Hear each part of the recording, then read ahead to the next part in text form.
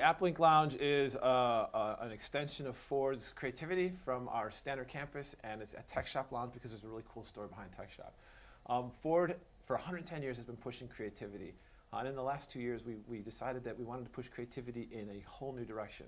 And with that, we reached out to the Tech Shop folks on the West Coast and said, hey, we have a proposition for you. Car's coming, and the car is the next best thing, and it's the coolest thing to start coming to be hackable. Let's start talk about that. Can we do something with you? That resulted in a partnership between Ford and the Tech Shop community, which resulted in us opening this beautiful facility here May last year. And as part of our agreement, we have a dedicated space for the AppLink team, which is designed for us to bring in partners and to help them work in connecting to our vehicles. So today, phase one, part of the mix.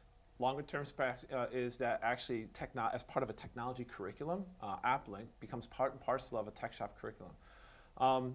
As we've previously spoken about, there's a huge amount of imitation happening with respect to the strategy that Ford introduced to the community in 2010, this bring-in strategy. And so we recognize that, and we said, you know, in CES, when we launched the program, simultaneous to launching the program, we communicated to the world that we acknowledged and recognized the role that developers have in making that vision come true. We also further understood that we actually have almost a moral obligation to assist the developer because now that we know about it. And so Paul Mascarenas, Hao Tai Tang, our senior executive leadership, Doug Van Degens and others stood on stage for an hour, never spoke about the car at all, and instead spoke about software and development. And at the end of it, Paul Mascarenas said, we've been customer focused for 110 years, and we will remain that way, but we're also now developer focused. And with that announcement, we announced that we were open sourcing and delivering AppLink to the community to help solve the fragmentation issue. So our phase two with Tech Shop is to actually bring what we're now calling Smart Device Link as a curriculum around all the tech shops throughout the US. And it's not just with Ford. You'd start with Ford, we want Ford first, but you know what, when it works with us, then you're gonna take it to other brands, and it will also work there. That's Ford's commitment to the developers, that we understand that the issue is fragmentation. We know what that problem is. So we're willing to work with you, Ford first, but it's gonna have to work on all the brands that are out there because not everyone buys a Ford, unfortunately. So HMI is human-machine interface. And so the whole idea of the creativity, I mean, we've been talking about we've been here about 18 months, and since then we've said Ford is becoming a software shop. It's becoming a shop of innovation. It's always been innovative in the physical space, and now it's becoming innovative in the digital space. And so the HMI is another manifestation of that. Right now we allow people to leave the facility. It's completely not part of Ford. It sits here, and they get creative, and there's a whole wall space there, and there's monitors and all that to kind of explore what's going on. We bring customers in and say, what do you think about this? We bring other people around, and we start showing people what's going on. And quite frankly, honestly, it's a hack space. So there's a bunch of rapid prototyping devices there that allow people to just say, I wonder if, or what if, and then they kind of go and experience it, and then quickly move from there to a car to see what it looks like. I have a kitschy title of presentation I've been giving lately. I'm not a car guy, I'm a software guy, and I work at Ford. And so it is that exact mindset. I'm not a car guy. Do I appreciate it? Absolutely. But what I am is an embedded software guy. I'm a developer first and foremost.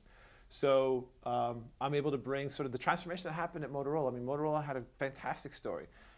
They were very, very similar, in fact. Midwest companies, family-owned, third-generation management, and very, very focused on manufacturing and delivery.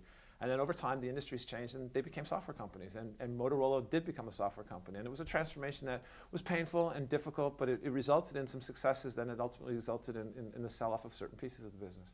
Same thing's coming to Ford. And so that's the story that I bring when I talk to the different management teams. And all this software's coming, so how do we harness it? How do we do it? How do we deliver it at the same level of quality that we've been delivering our vehicles for 110 years? More and more people are beginning to recognize that software is just key to everything. I mean, if we start looking at software, we look at embedded, we can start with the space shuttle, 3 million lines of code, 1977. We can look at the 777, about 4 to 5 million lines of code in the mid-90s, early 2000s.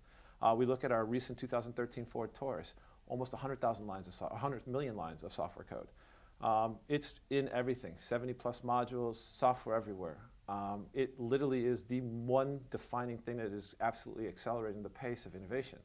And so people are beginning to recognize it, and what they're also recognizing, to their credit, is that's not their experience level, so they're looking to bring on people. So part of this whole program, this why we're here, why we do the things we do, is to get the message out. We're looking for software developers. We're looking for people who are excited about doing embedded, are excited about creating things, and are excited about seeing those creations manifested in some incredible bodies that are our Shelby, our Mustang GT, our Taurus, our Show, and others. You know, a lot of stuff's been changing, a lot of stuff's happening, and as we said, we've got to change while still simultaneously pushing vehicles through a supply chain. It's not an easy task, but you know, we've been around for 110 years. I think we understand what's going on, and we're looking for another 110.